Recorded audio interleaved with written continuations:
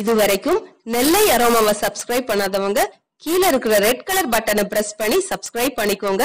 அப்படியே அது பக்கத்துல இருக்க பெல் ஐகானையும் கிளிக் பண்ணிக்கோங்க. நான் எப்ப வீடியோ போட்டாலும் உடனுக்குடனே உங்களுக்கு வந்து சேரும். இந்த கார சட்னிக்கு ஒரு ஃப்ரை பேன் அடுப்புல வச்சு அடுப்பை ஆன் பண்ணிக்கோங்க. ஃப்ரை பேன் சூடானதும் இதுல நல்லெண்ணெய் விட்டுக்கலாம். 1 டேபிள் ஸ்பூன் நல்லெண்ணெய் விட்டுக்கோங்க. நல்லெண்ணெய் விட்டுக்கோங்க, அப்பதான் இந்த சட்னிக்கு நல்லா இருக்கும்.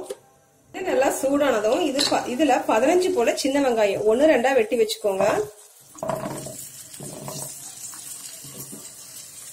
அப்புறமா ஒரு 4 பல் பூண்டு,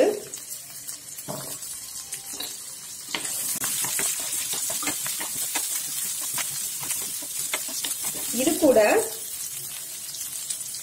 ஒரு 5 காஞ்ச மிளகாய்.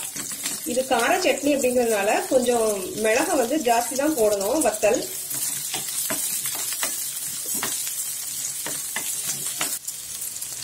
அப்புறமா இது கூட ஒரு 1/2 டீஸ்பூன் சீரகம். சீரகம் அதிகமா போடாதீங்க, நல்லா இருக்காது.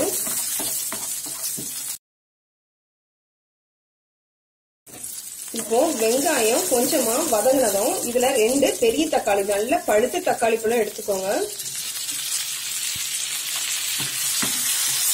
இந்த தக்காளி நல்லா வதங்குறதுக்காக உப்பு இப்பவே சேர்த்துடலாம். சட்னிக்குள்ள உப்பை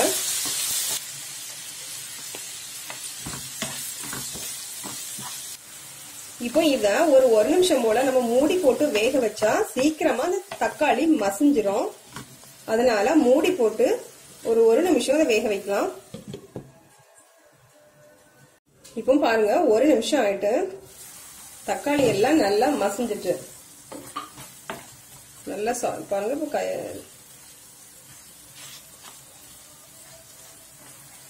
நல்லா சாஃப்ட் ஆயிட்டு தக்காளி. இப்போ இதை நல்லா கிண்டி விட்டுட்டு அவ்வளவுதான், ஸ்டவ்வை ஆஃப் பண்ணிடலாம். ஆஃப் பண்ணிட்டு நல்லா இதை ஆற வச்சு மிக்சியில அரைச்சி எடுத்துக்கலாம். அதற்கான பொருட்களை நல்லா ஆற விட்டு மிக்சி ஜார்ல சேர்த்தாச்சு. இது கூட கொஞ்சமா பாருங்க இவ்வளவு சைஸ் புளி, அப்புறமா ஒரு 1/4 டீஸ்பூன் வெல்லம். இந்த வெல்லம் சேர்க்கறதுனால புளிப்பு காரம் எல்லாத்தையும் ஈடுகட்டுறதுக்காக தான் இந்த வெல்லம் சேர்க்கும். கண்டிப்பா சேர்த்துக்கோங்க, நல்லா டேஸ்டா இருக்கும். சரி, இப்போ இதை வந்து மிக்சியில நல்லா அரைச்சி எடுத்துட்டு வந்துடலாம். இப்போ கார சட்னியை அரைச்சி எடுத்தாச்சு.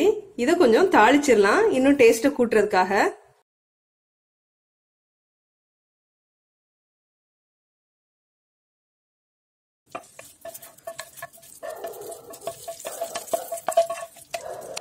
இப்ப பாருங்க, சூப்பரான காரசாரமான கார சட்னி ரெடி ஆயிட்டு. இது ரொம்ப டேஸ்டா இருக்கும். கார தோசை செய்யறதுக்கு கல்லு நல்லா காஞ்சிட்டு இருக்குது. இதுல நம்ம தோசை மாவை ஊத்திடலாம்.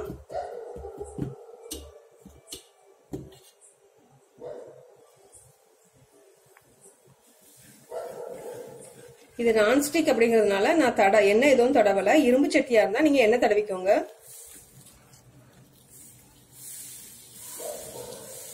நல்லா தோசைய தின்னமா விரிச்சு விட்டுட்டு இந்த தோசை கொஞ்சமா வேகட்டும். வெந்ததுக்கு அப்புறமா நம்ம கார சட்னியை அப்ளை பண்ணலாம். நீங்க வேகிறதுக்கு முன்னாடி கார சட்னி போட்டீங்கன்னா அந்த மாவோட சேர்ந்து திரண்டு வரும். அதனாலதான் இப்ப தோசை கொஞ்சமா வெந்துட்டு இப்ப இந்த சட்னிய மேல நம்ம அப்ளை பண்ணிடலாம்.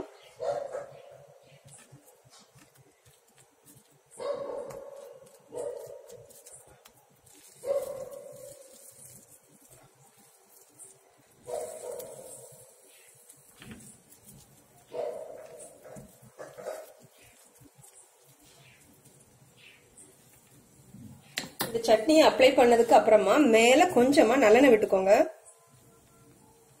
அப்பதான் நல்லா மொறுமொறுப்பா நல்லா இருக்கும்.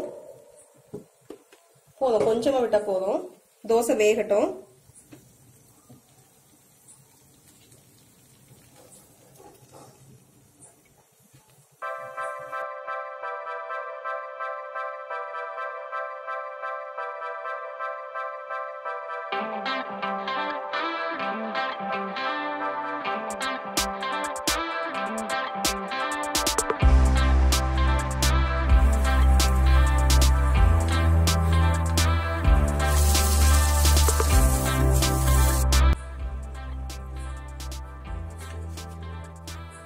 இப்போ சூப்பரான முறுமுறுப்பான நல்ல கார தோசை ரெடி ஆயிட்டு தேங்காய் சட்னி கூட சூப்பரா இருக்கும். தேங்காய் சட்னி இல்லைனாலும் வெறும் தோசையை சாப்பிடலாம். நம்ம மேல சட்னி தடவிக்கிறதுனால கண்டிப்பா ட்ரை பண்ணி பாருங்க.